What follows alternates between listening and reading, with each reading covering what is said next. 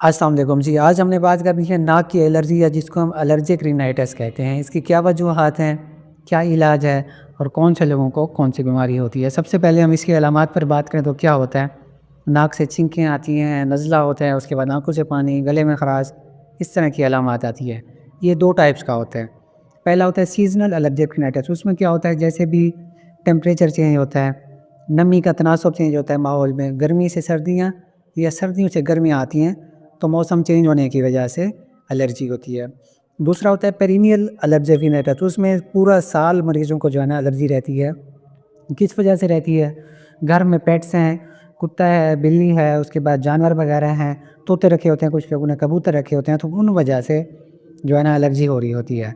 बाज़ औक़ात जेनेटिक्स, यानी किसी आपके वालिदैन को एलर्जी है तो आपके बच्चों को भी एलर्जी होने के चांसेस बढ़ जाते हैं। इसके अलावा ऐसी वजूहत होती हैं, जैसे हमारे पास स्मेल है, खुशबू है, बदबू है, गिरदो-गुबार है। कुछ लोग पेट्रोल के पंप पर काम करते हैं, उस वजह से उनको एलर्जी होती है।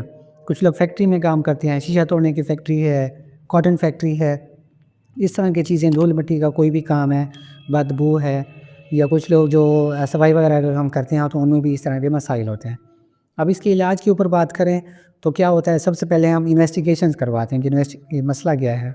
उसमें हम एक तो सीरम आईजीई ब्लड का टेस्ट करते हैं, खून का।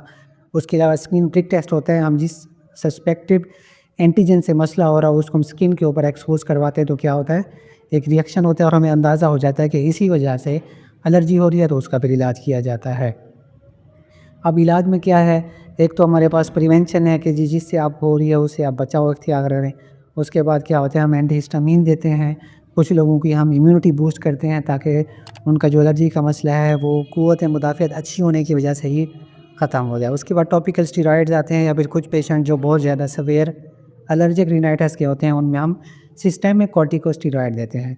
तो ये थी वीडियो एलर्जिक रिनाइटिस के हवाले से। किसी और वीडियो में किसी और टॉपिक के साथ मुलाकात होगी। अल्लाह हाफ़िज़।